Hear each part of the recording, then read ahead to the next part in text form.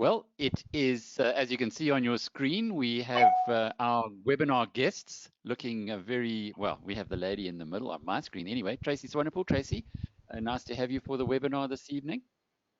Where are you talking to us from? I'm talking to you from outside Joburg.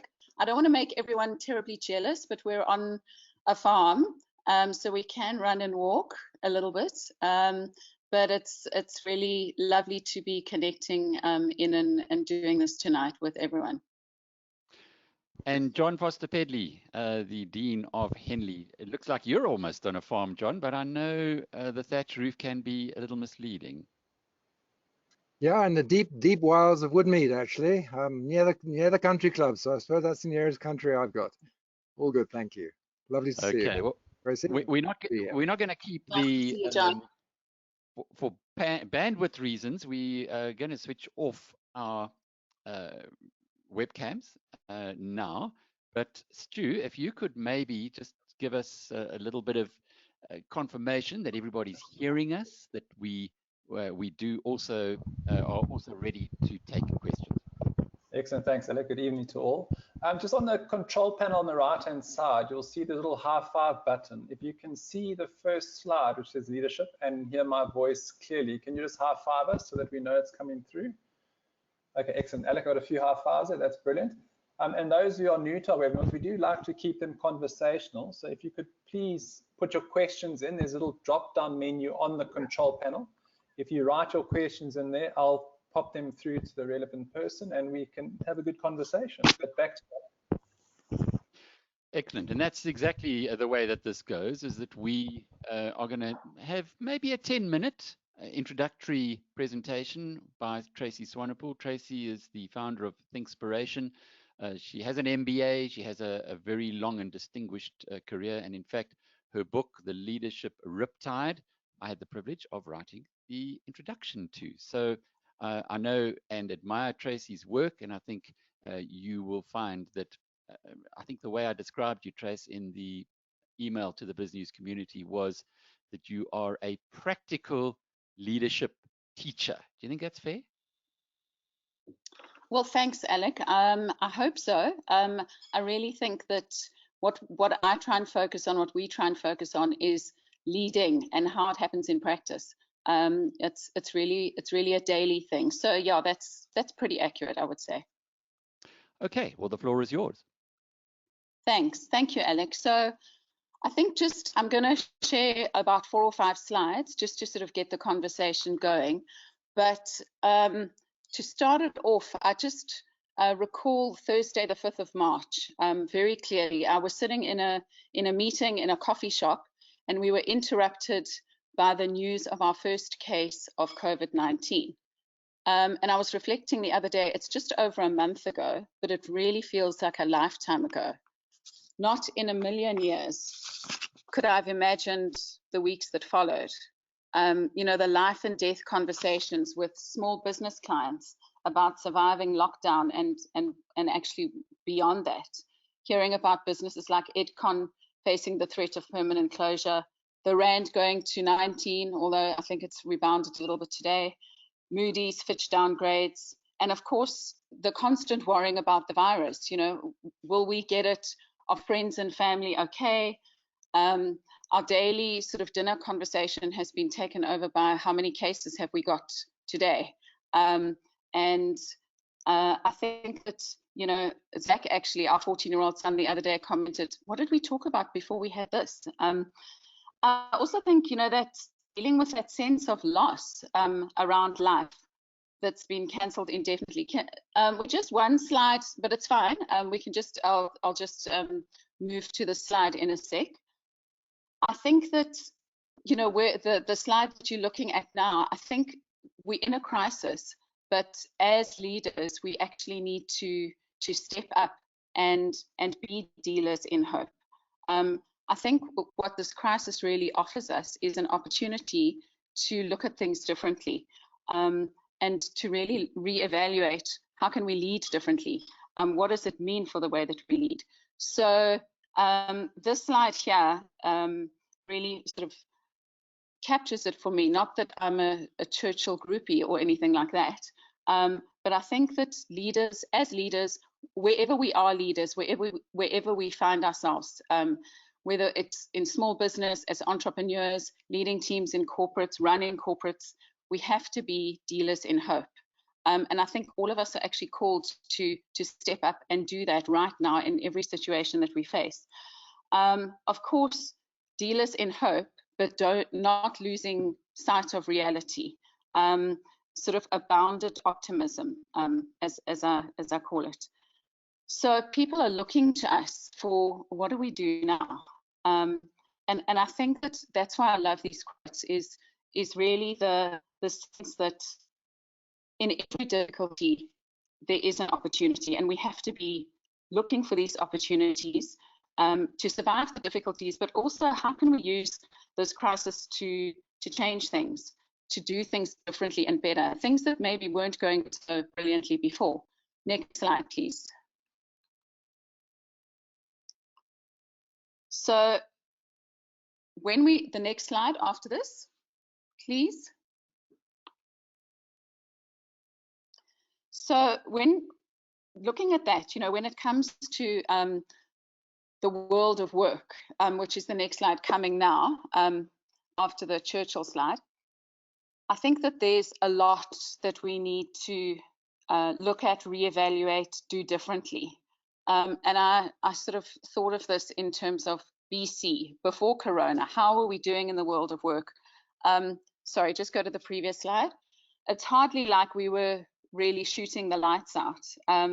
For many people, when you talk about work, it's a negative. It's something that you actually have to get through. It's a four-letter word, and not in the good sense. People talk about, one day when work's over, I'm going to do what I really love doing. I'm going to escape from it. And unfortunately, or fortunately, we've got the stats to back this up. Gallup are the guys that measure engagement, and globally they've been doing it for years, and they've actually found that only 13% of people in the workplace are actually engaged. So 87% of people are somewhere on that continuum of being disengaged, dreading work, really sort of dead weight, and in the worst case scenario, actively sabotaging. Alec, I know you often talk about tap dancing to work, but that's hardly the picture that this really portrays. And when I was thinking about this and wondering what does it mean for us, I really feel like, is this the normal that we want to go back to? I don't think so. So that's where I think the opportunity lies, in terms of how we reevaluate the world of work, how we reevaluate leadership. So if we look at the following slide, which is that enter COVID-19. I've just lost the visual on that. I'm not sure if people can see it, but anyway. So here comes this bomb that's been dropped on us, and suddenly everything's different. We're all working in a different way, doing things remotely.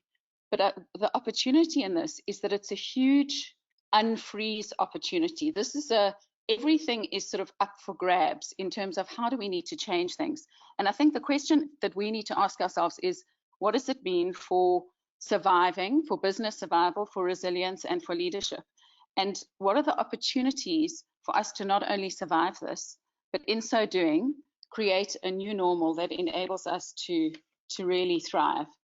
So the last slide that I wanted us to look at is really three opportunities that really all the science, all the neuroscience that we've seen have actually proved that this is the way to engage people. This is the way to build commitment. And so I've just put, there are many more than these, but I've just put these three ideas forward as sort of thought starters. The first one is connection. So how can we connect differently? If you can see the visual, if you can see the slide, there's a picture there of sort of two hands reaching out to each other. And I think the opportunity here is we now have to connect in a different way. We have to connect remotely by Zoom, not sit in the same room. But by having to do it differently, we actually get the opportunity to think about it. We get the opportunity to recalibrate. You know, if you think about meetings that you would walk into physically, people would sort of walk in, sit down, scroll through their phones. There wasn't really too much connection happening. And now this sort of throws it open to how can we actually connect better? I think as leaders, we need to connect with people, not just functionally, so not just on a Zoom call to talk about functional stuff, but more importantly than ever is to connect emotionally.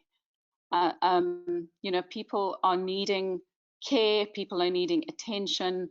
There are lots of different ways to go about it, which we can talk through in the conversation.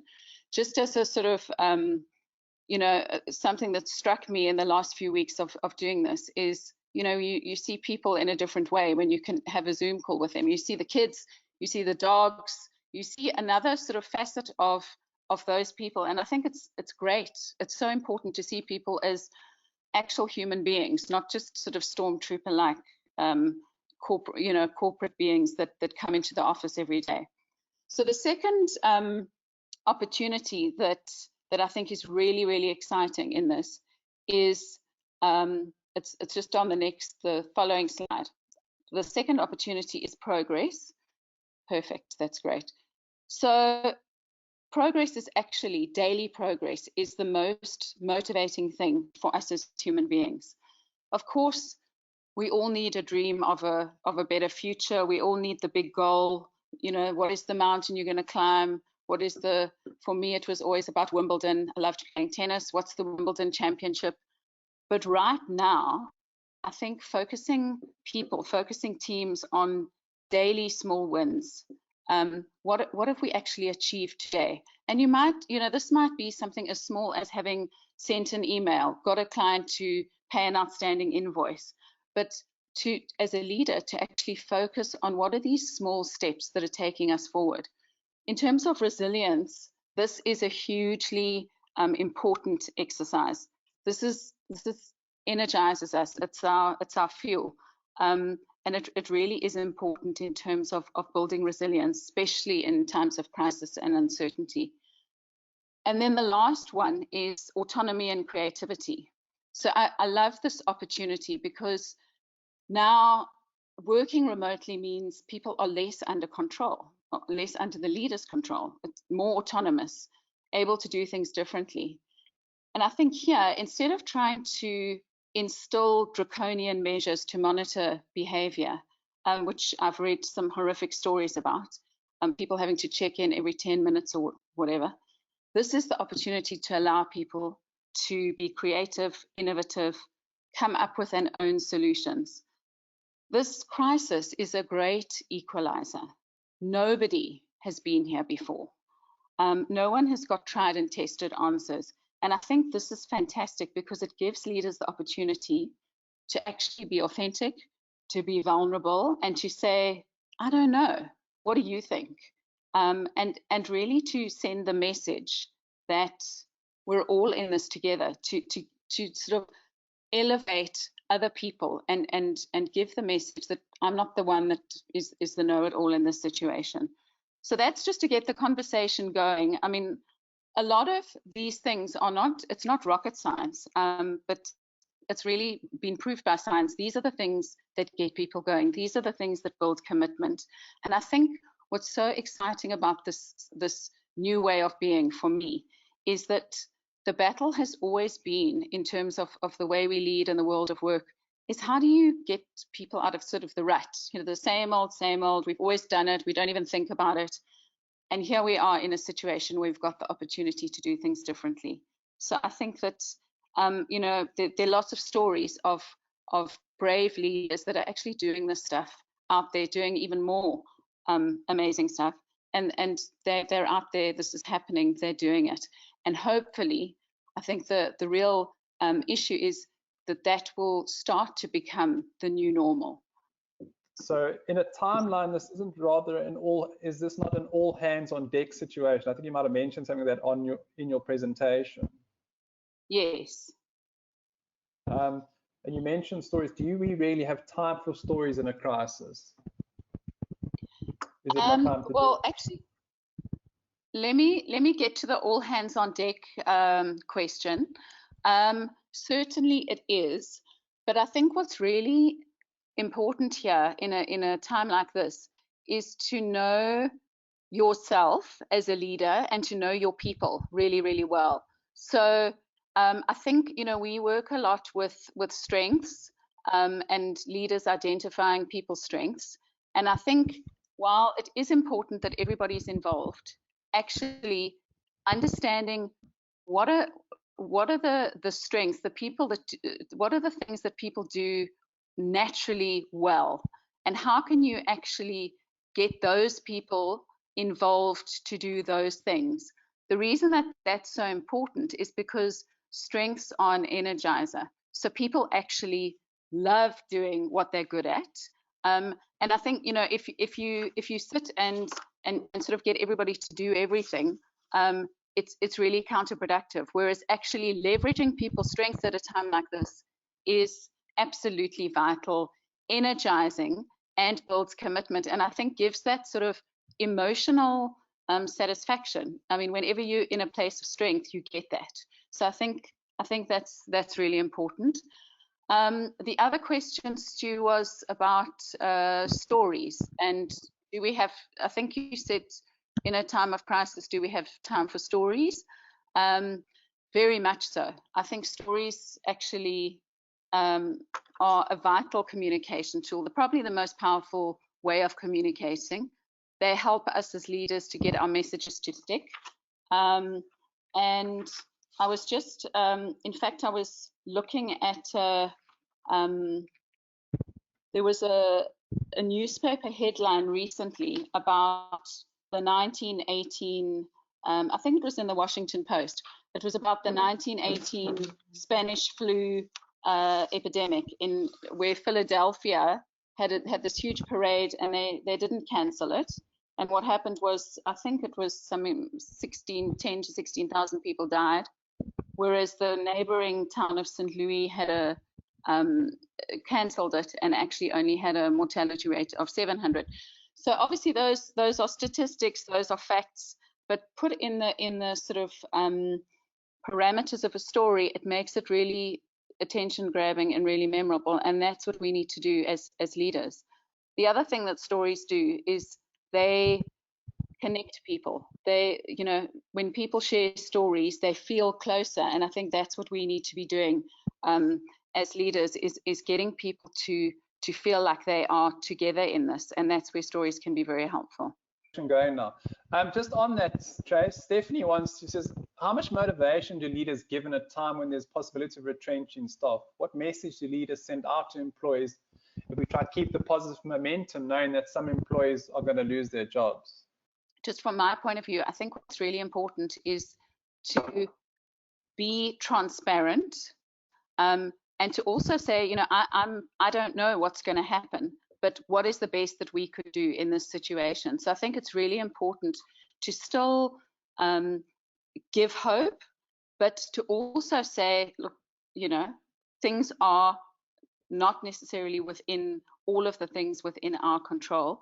I think it's really important to build emotional commitment, you know, in a time like this. So I think what would be the worst thing to do is to not say anything, to try and avoid it, because people are thinking it anyway.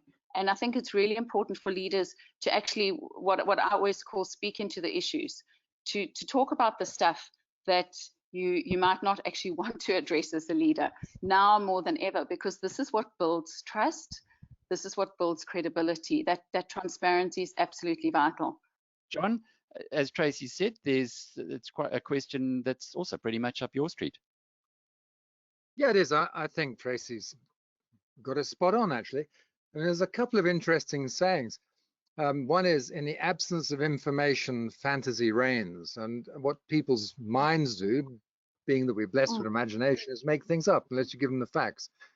I mean, when you've got a really difficult situation like this, where people, where nobody really knows the answers, you've got to really respect people's capability for sense making. Norman Adamy from SAB always used to say, make reality your friend. And I think in terms of leadership, I'd agree with Tracy that you've got to find a way to express things clearly, simply, not in a depressed way at all, but you've got to give people the respect and the honor to deal with the truth there is there, and let them understand with you that this is all our lives, and truth will help us come together. You have to, as a leader, be strong and take on a lot, and in a sense become an umbrella for others. But there's only so much umbrelling you can do in a situation like this. You've got to motivate people's engagement, and I think truth and reality and the respect that does brings people on board. So I'd say Tracy's got it spot on. Stu, have you got? I see there are 31 questions according to my screen here. Do you want to start going through some? Start at the top, Alec, for sure. Sean says, how do we not create a divide between the people that have and the people that don't? And he used an example, for instance, people with fiber that's uncapped and trying to engage and motivate team members which have limited connectivity in it.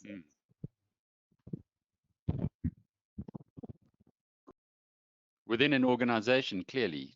Tracy, what's your thought on that one? You know, I think that that's obviously a practical issue.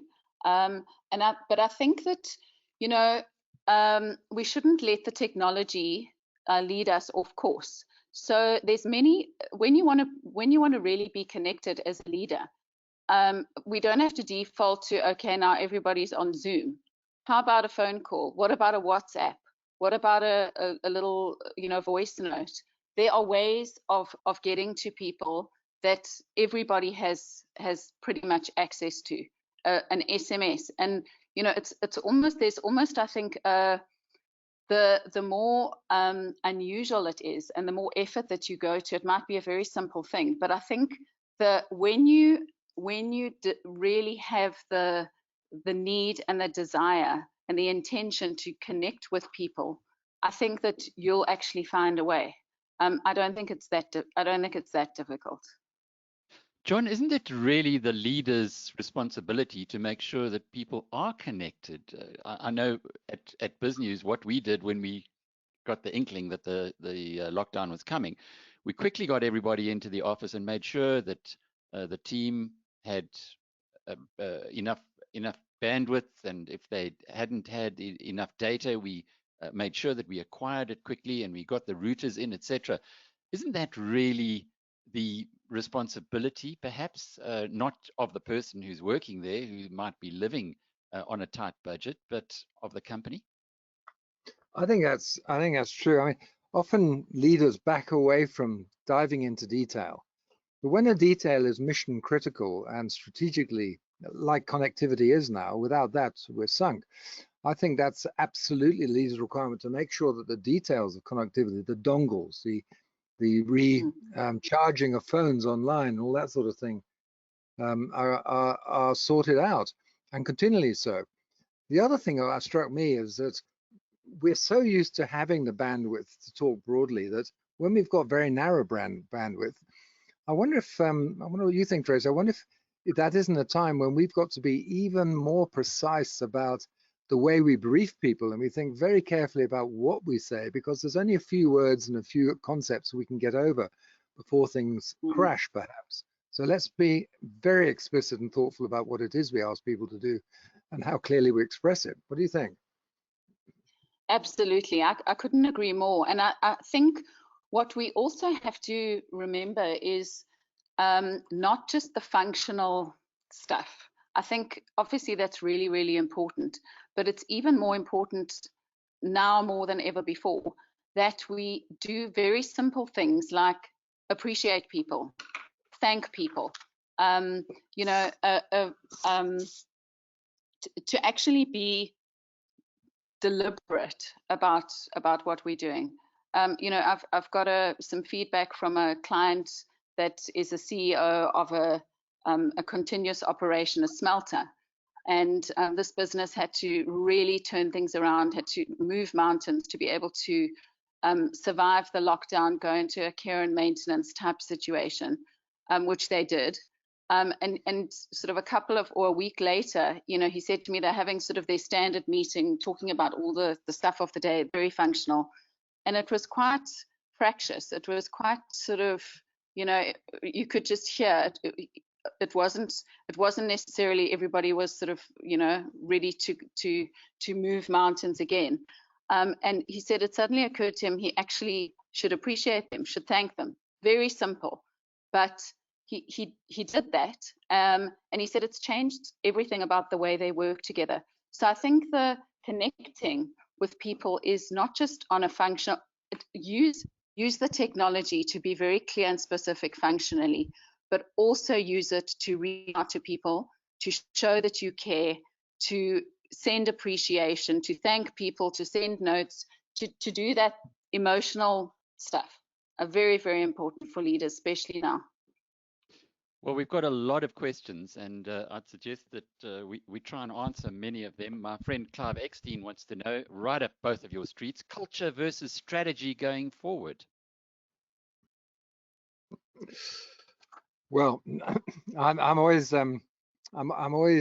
fascinated by these conversations between culture and strategy.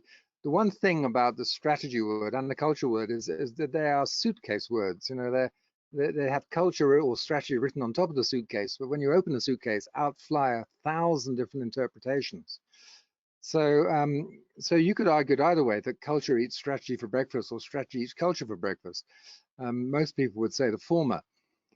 But the point is here that strategy is a deliberate, organized attempt to try and get to some sort of, normally a vision of the future which you think is true, and a prepared set of steps to get there. Of course, in novel situations, that doesn't really work. You've got to learn your way through. And then culture, the way you've got people to think, the way people are ready to step up, whether their minds are open enough to even to observe what's going around them, and free enough from fear, but with enough fear to look, that they will see things.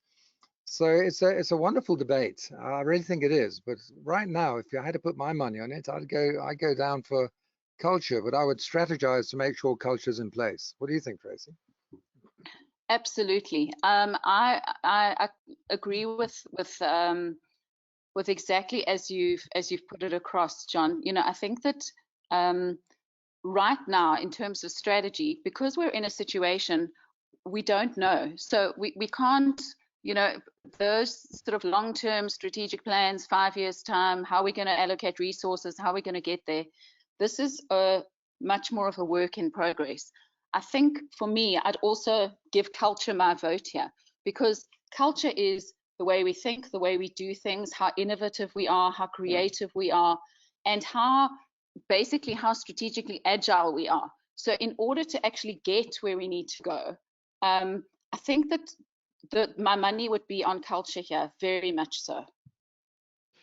Colleen Aldous has got a comment rather than a question, but it'll be interesting to get your feedback on it. She says, I have found that the connection via Zoom, etc., has actually improved my work situation as a lecturer.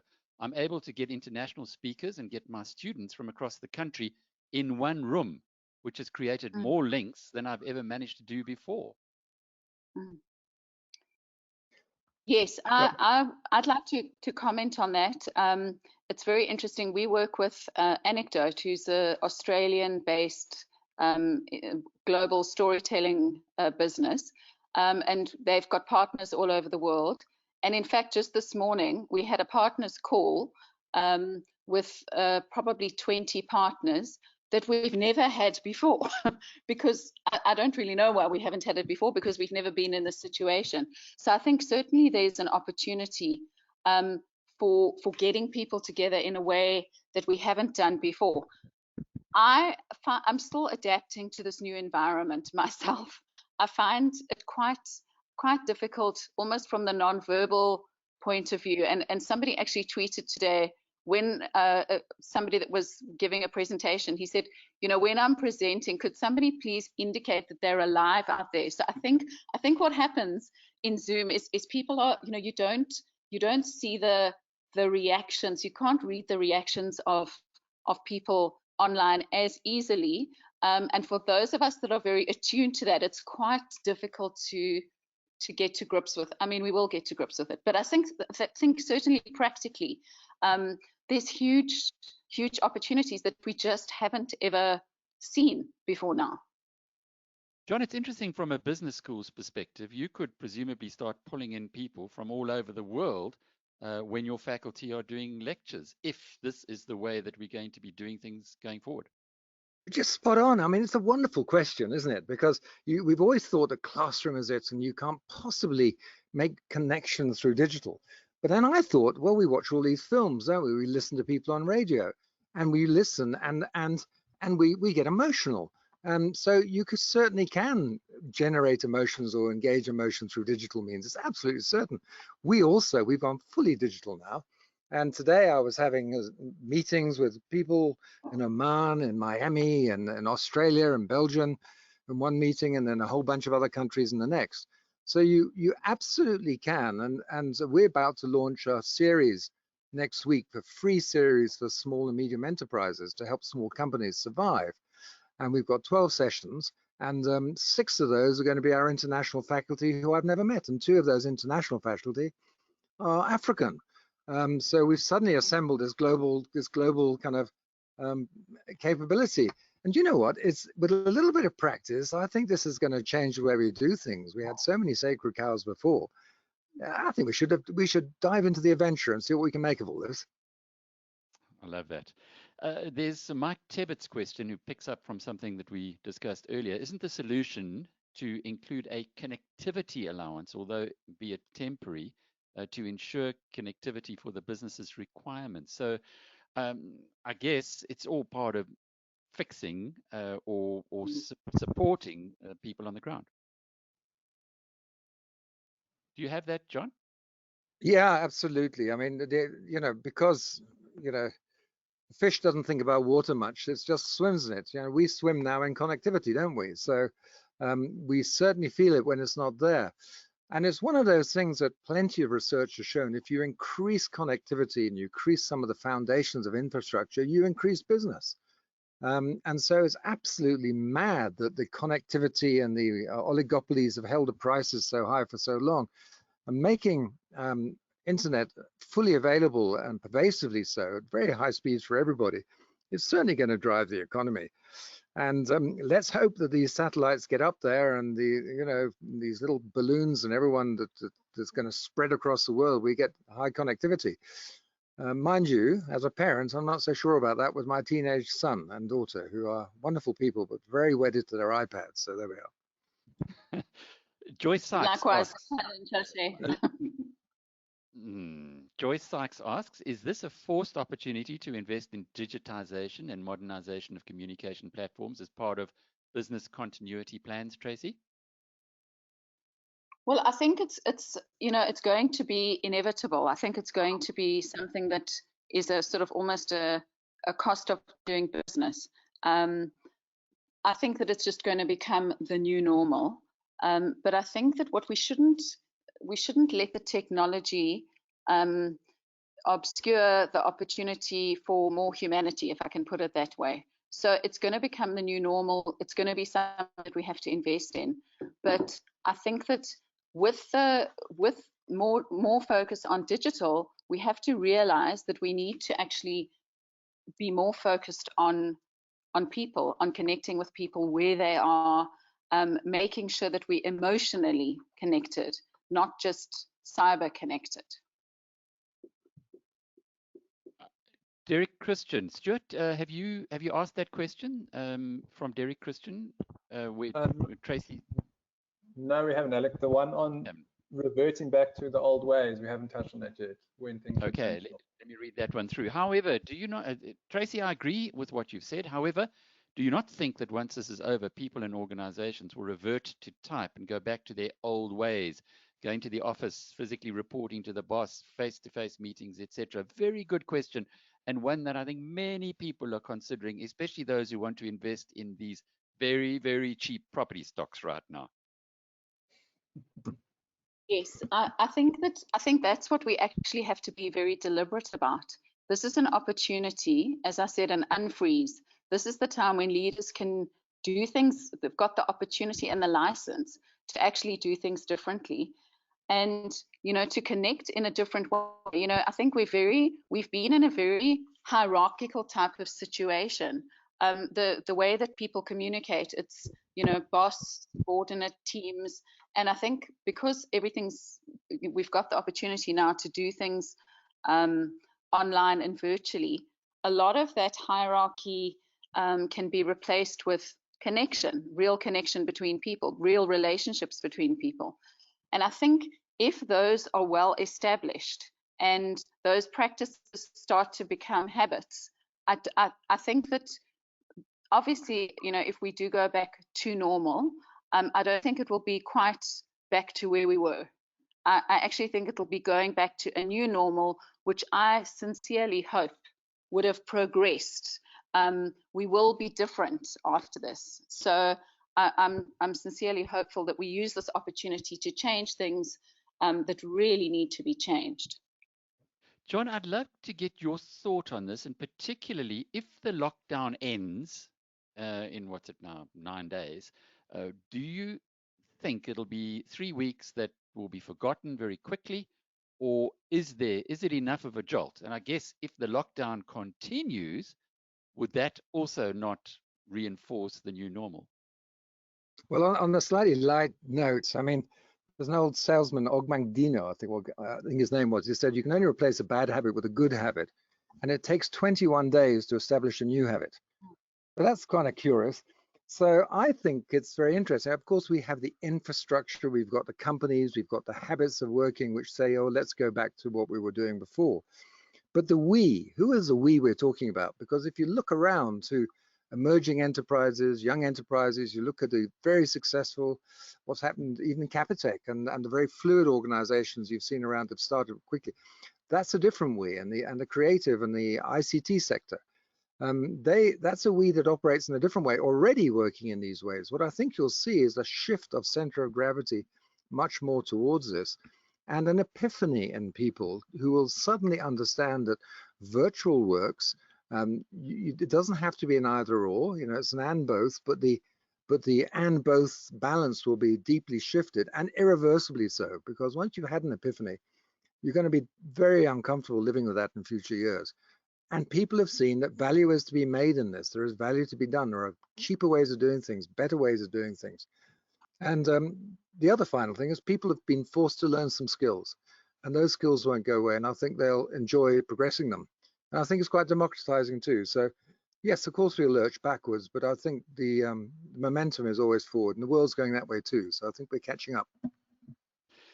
Steve Burnett asks, as a small business operator with around 20 staff or 10 million rand a year turnover, there's a clear trade-off between paying suppliers and or stretching invoices out and keeping the wheels turning, paying staff in full. Doing the right thing could easily lead to bankruptcy, and it's kind of a dogfest, every man for himself. Do you think that social media, trial by internet, will still be applicable here? Or will we be in a new paradigm as these stories are going to be dime a dozen? Interesting comment and question. Tracy? Well, I think, what we need to do as a small business, and speaking as a small business myself, I think one has to worry less about what everybody else is doing and more about what you feel comfortable with, what you can live with. So I think, it's a case of, I don't think we're in a situation where it's each man for himself. I mean, no, even the suppliers to large corporates, I mean, the large corporates will probably survive, but what if they come out on the other side and there's, they've lost a whole lot of suppliers that haven't survived. So I think this thing is bigger than any one business. I think we can't survive on our own, and I think it's a case of really thinking about others and what they also need. So yeah, I think we're going to have to think a little bit differently than that, each man for himself, and that's going to be challenging. Surely just to add on to what you've said to support it, surely the real focus here has to be back into what is a business actually about. And a business is there to serve its customers. Quite often that gets forgotten in the mix. I love Jeff Bezos, and when you read his annual chairman's statements or letters to his shareholders, he continues to emphasize we are a customer-obsessed business. And quite often, in many industries, including my own, you get the feeling that the businesses are being run for the benefit of the management, and they've got nice big walls around them, and they're able to continue as before with nice share options and bonuses that bear very little relation to the contribution they're making. John, I'd be interested to get your thoughts on that.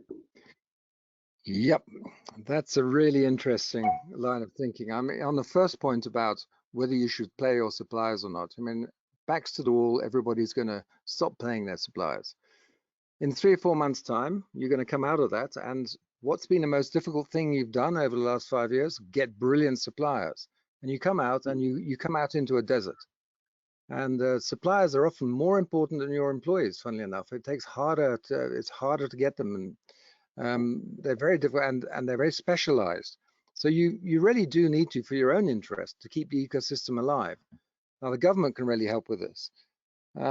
It's a really difficult challenge that we're facing now about how we balance between our selfish interests, our altruistic interests, and a strategic sort of perception of the ecosystem we're living in. What's happened with COVID is that it's become instantly and inescapably apparent that we are interdependent, that our fates depend on each other.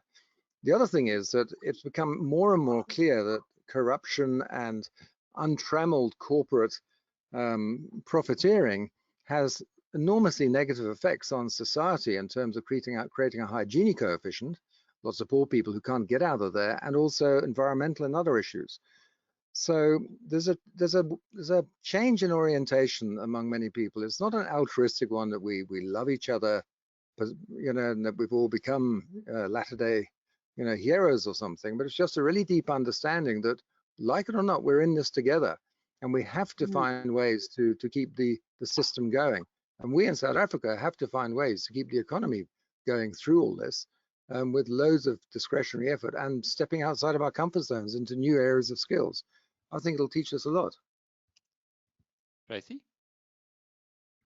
Yeah, absolutely. I think that we all are learning that this one or the other sort of way of being isn't going to work. So we are in this together. We are part of an ecosystem. And, as John said so eloquently, there's no point in my business surviving if I don't have the great suppliers that actually contributed to my business delivering value. So I think it is going to be incredibly challenging, because we are not necessarily, this isn't how we've grown up. We haven't faced anything like this before. So I think it's really challenging in terms of mindset.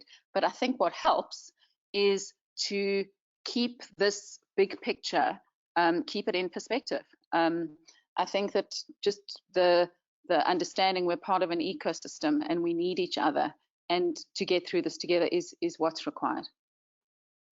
Leon Teron asks, what are the most important traits for working through this crisis? And he's referring to leadership traits. Now, you've written a book on it, Tracy, so you can have first crack.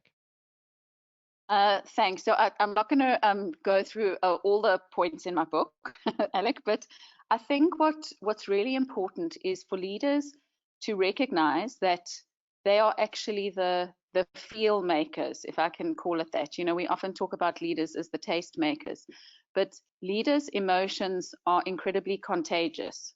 And I think what leaders have to do is they have to be optimistic. They have to be adaptable. I would say calm. In the face, calm and optimistic go together. But I think predictable. So in a situation that isn't very predictable, I think leaders have to be predictable. So I think behaviors like, regular updates, regular phone calls, regular communication is absolutely vital. This is not the time to go off the air. I think they have to be energized. I think they have to be sort of, in the front, saying, we can do this, guys. We've done things like this before. We've got through this together. again, I just want to reiterate the caring aspect, the actual caring. People need to come out of this and remember that they felt cared for. And I think they actually have to be decisive. You know, this sort of prevaricating and wondering, and we don't have the luxury of that. Leaders have to be decisive and be okay with taking decisions that may not be perfect. Brilliant. John? Yep, I really agree with what you're saying there, Tracy. You know, what also struck me is that it's quite a paradoxical time too for leaders, because on one hand, you need to see priorities, and you need to have a very clear focus on doing the few things that'll take you through it. On the other hand, you need to be able to have a very wide range and scan what's going on. Leaders need to be experts in COVID and the graphs, and not the sort of medical details of it, but understand how this process unravels, understand what's happened in other countries, be able to get a very good idea of what the patterns and rhythms that are facing us can be and what the scenarios are. And I think in any, you know, chaotic situations are often, when you look back at them, you can make sense of them, but you just can't make sense of them at the time. So the difference between chaos and sense is learning and reflection. And I think what we need to do is make time to reflect and draw back from this. And when you have a chaotic situation, there's often elements of structure that you can put in for yourself and other people to stabilize them. So I fully agree with you about emotional stability, emotional regularity, and also in terms of process stability, putting in meetings at regular times, talking to people, hearing them, and then mirroring back and refocusing. The other thing that leaders get tired of quite often is saying the same message over and over again. But I think we have to remember, we might hear ourselves say that thing 500 times a day, but other people have only heard you say it once or twice. So it's our duty is to stay fresh and repeat meaning regularly all the time, and we will get through it. I think you've answered Absolutely. the next question from Melosi Chaba, who says, how do you focus in the midst of uncertainty and with so much noise? Reflection, John, as you've mentioned there, and actually educating yourself as a leader, and then getting back to what Tracy was saying, being consistent and sharing that on. Okay, there are quite a few more questions here. Let's get to Johan Jooster, who says, are other countries ahead of us in terms of web connectivity, regardless of lockdown? John? Yes, I mean, some are, some aren't. I mean, look at South Korea. Can you imagine?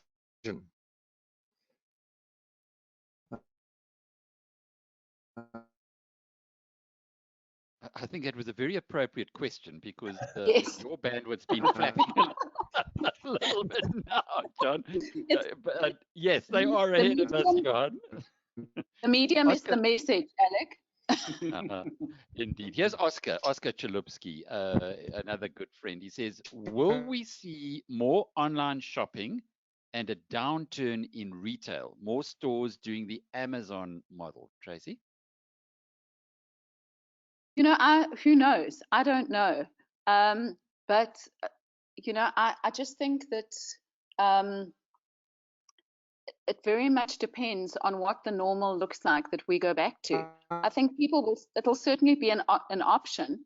I suspect that in terms of humans actually interacting, so, you know, doing the conferences, meetings, workshops, face-to-face interaction, I suspect that that's going to become even more precious than it was before. We're going to appreciate that, because there are aspects of that you can't get online. Yes, online is very functional, and certainly this is a huge opportunity for, this is the time. I mean, it's most practical to do. So I certainly think from a convenience point of view, there'll be certain sectors and certain purchases that would just make complete sense. But you know, and I'm not a retail expert at all, but I just think in terms of the human side of it, I think that there are going to be times, you know, if after all of this has normalized, that we are going to treasure the things that we took for granted before. John, you back? John, are you with us?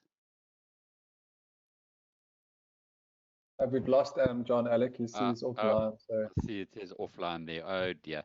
Yeah, it's a very interesting question that Oscar asks, because just sharing our own experience, Tracy, the initial after the initial lockdown, Jeanette tried to do online shopping and started off with Woolies, whose first delivery date was on the 9th of May. Then we went to Pick n Pay. We couldn't get into the Pick n Pay system. We tried the same with Checkers, because we saw the Checkers buzz bikes around, and that was their tech wasn't working, not surprisingly, because of all the demand. And we ended up going to Thrups, of all people, and they are, I suppose, when she spoke to the Thrups people, she said it's chaos there, the people in the dispatch area, but they're managing, and we now buying from Thrups, which is really nice for Thrups, and very good quality, and you don't really mind paying a little extra. And I didn't even know that they had the opportunity. So I guess when one learns new habits, as you guys have been saying, we might actually stick with it. Absolutely. Karen Koch asks, she says, I also hope that our new normal will be something between something between how we used to do things and what we're doing now. There is value in interacting with people face to face, but we should not forget what we're learning about collaborating virtually. I think that talks, Tracy, to what you were saying a moment ago. Completely. They're so, as I said, I was on the Zoom call with my anecdote colleagues who, come from all over the world. So from Hong Kong, India, the US, the UK, and we spoke at length about what is the value of an online offering? What are the pros and cons of online versus face-to-face? And, there certainly are huge benefits to online that, if we hadn't been forced into this situation, we would never have considered. So now we are thinking differently about it. We are thinking, okay, how can we actually figure out a way of getting the best of both? How can we maximize the online, and then, if there is the opportunity for face-to-face, maximize that? So I think certainly this is the time to, everything is open. Everything is at stake to think about differently. And that's quite exciting. John, I'll see you back. I am. Somewhere off the coast of West Africa, a shark was gnawing a cable, I think. But anyway. There've been quite a few sharks gnawing cables. Mine got completely bitten through for a period. But John, taking the best of both worlds, really, I suppose, the best of the physical, the best of the online, and we'll then refocus our lives to make sure it's not absolute, but we actually move towards what makes the most sense at that point in time. Yeah, I think it's really forced us to think a lot more about some of the deeper issues facing us. The treadmill we were on, if we were on it, stopped. And then we looked around a bit, and we actually looked at the treadmill and thought, well, maybe we can do better. So I think a lot will change. I'd like you both know London pretty well, and having spent 3 years there recently, what completely baffled me was the way that where we lived, which was relatively easy to get into Waterloo, half an hour away in the little South African slice, you would have to stand in the train most of the time in the morning rush. You would then queue for probably another 10 minutes to even get into the next underground train. And it was the same thing coming home. Surely now, leave the health issues aside, because I guess everybody gets flu when you're in that kind of confined space. But surely now the salary slaves are going to start revolting and say, I'm not going to go through an hour or 2 hours a day in commuting. There has to be a better way. So maybe that's going to change, Tracy. Absolutely. I think this will make all of us think differently about what, the effort that it requires, if it's a 2-hour commute, as you say, it's in a crowded train.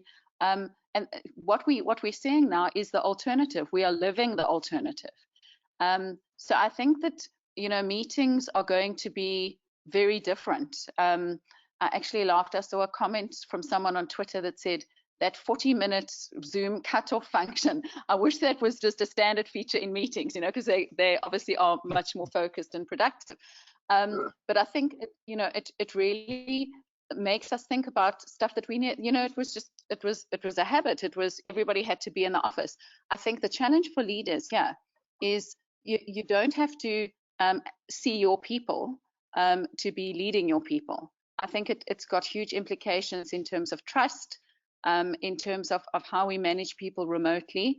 But I think we are gonna be better because of that. Well, we've reached our witching hour, but we've got 4 more questions that I'd like to really just rapid fire at you. The first one's from Anton van der Stad, who says, on digital, we cannot read body language, which I guess it means that you've also got to have physical as well, John. Well, that's very interesting, because when we're doing our Zoom calls, we've got a few screens and you're seeing everybody's face really close up. It's true you can't see body language easily, but you can certainly see facial language. Like on TV, you see every nuance. The TV actors have very subtle moves of their faces, and you can start to read a lot in people. So I was wondering about that myself, and I think Anton's right, but I think we can practice to see things. And then also when you're working on calls, you can get quite clever about provoking little reactions and asking little questions to see how people are. So it's a new skill set. So I think you can. You can also see when their eyes glaze over or when they're answering or using their Yes. phones, etc.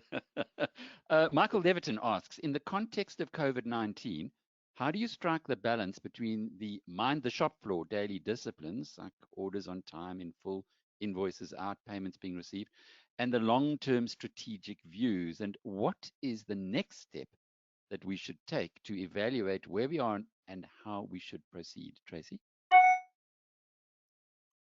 I think that right now, we're in a crisis. And I think what we need to focus on, as I said earlier, is what is the long term? But that's going to be less relevant in a time like this. So I think it's about, as leaders need to do, we need to make meaning for people.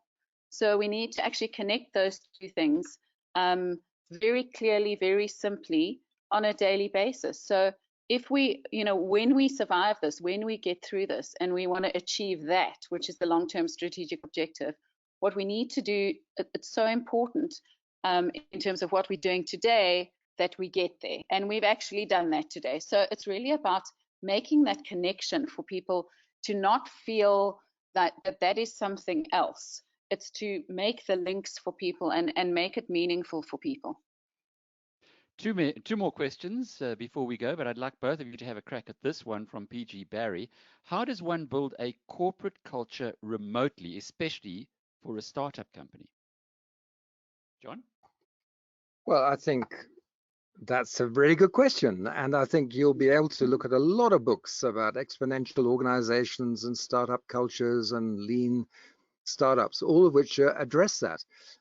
There is a sense that culture can only be created with physical intimacy also. I mean, it can, of course it can be.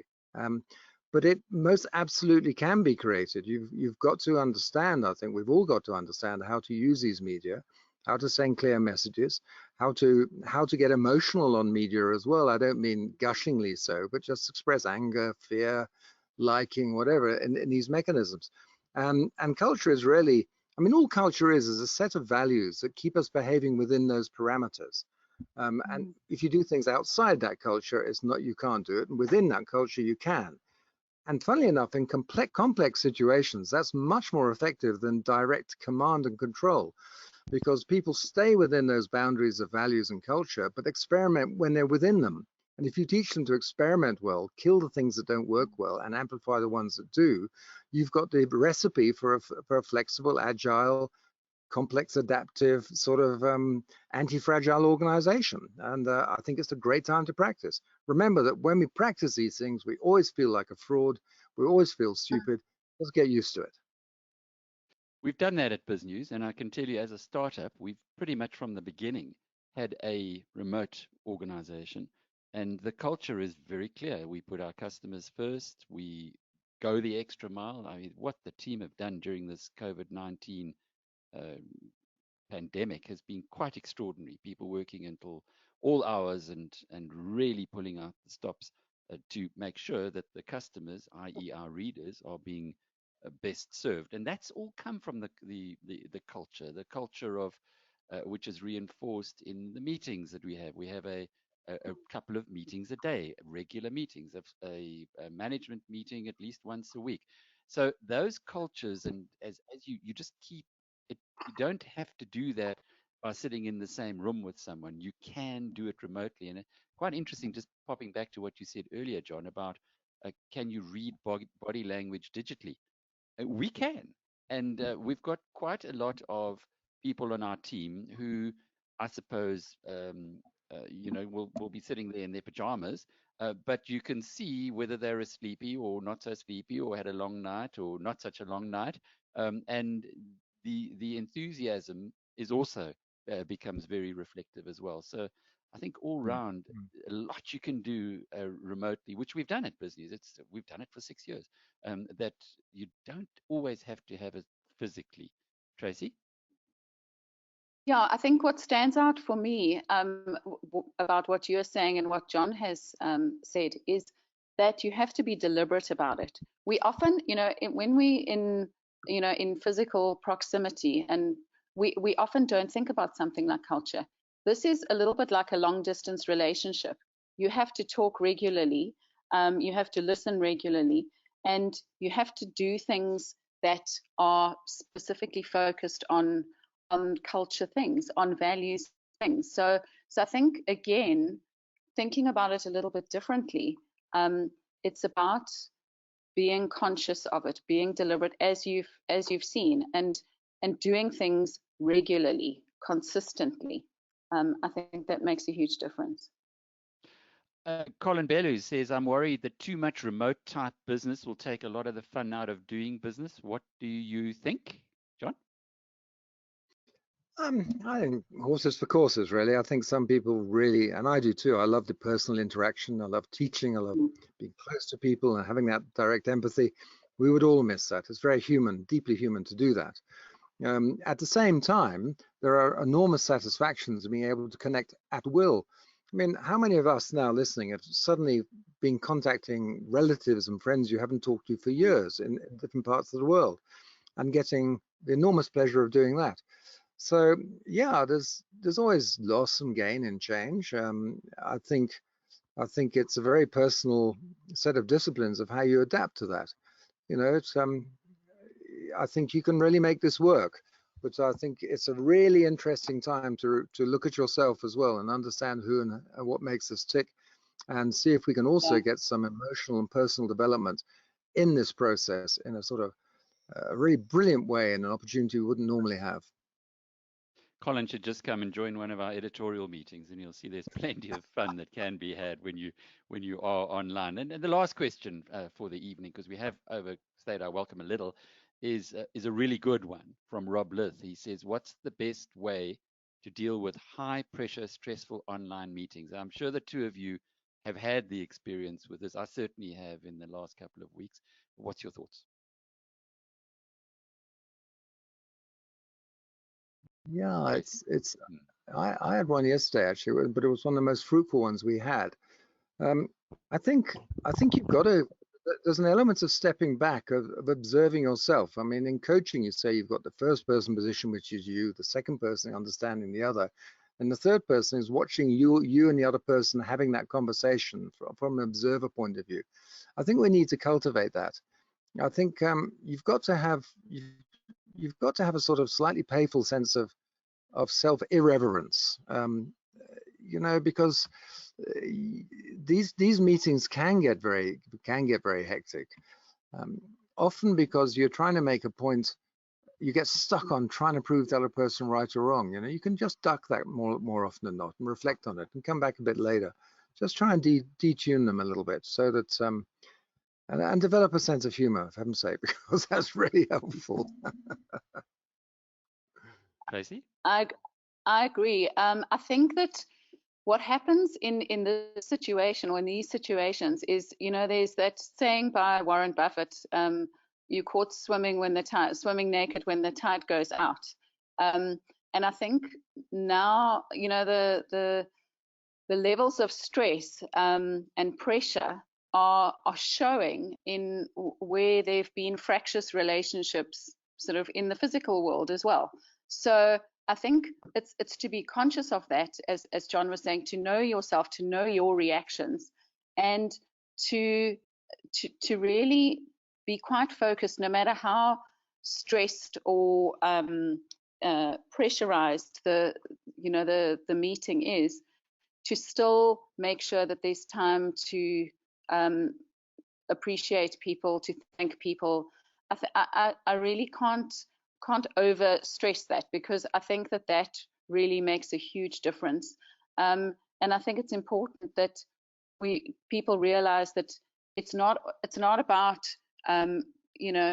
always being soft and being nice. We have to get stuff done. We're in a situation, and also to use those situations to build trust, to make sure that when there is trust, that things are a little bit easier to sort of go forward and make happen.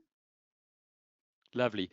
We are closing off now. Maybe last couple of thoughts of what we've been discussing over the past hour and a bit. John? I think there was an earlier question about, how do you stay almost sane when your mind is rushing and you can't calm? I think that's probably one of the most important questions, because there are many ways that we do settle our wild minds. Meditation, if you like that, walking, repetition, exercising, journaling. It's a brilliant thing to do some journaling. What I would say is this is a really good time to do some of those things that you might think are really crackpot to do, but just to calm that mind down, because it'll go off on its own thing, its own reality, and you'll believe it's true. So it's a really good time to get a little bit of distance from that raging monster that we call our mind, and just start to rediscover some other aspects, and maybe richer and deeper things that are going to serve us much better beyond this. We've got significant existential challenges now. Let's focus on some of the things that are really real. And that'll feed into our business, because at the end of the day, business is about creating value for people. And that value should help them in their lives. And if you can reflect better on people and understand yourself and them better, you're going to do better business, is my belief. And what book, given that we can now use this time productively, what book would you suggest from your library that you'd like to give to everybody who's listening?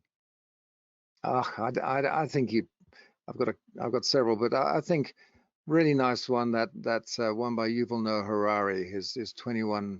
I can't remember what title is 21. Most people listening will know it. That's a really good book. He's got a good clear mind. It's really worth spending some time looking at that. And there's another really interesting book by Alain de Botton, B-O-T-T-O-N, called The School of Life, which is about rediscovering your emotional self.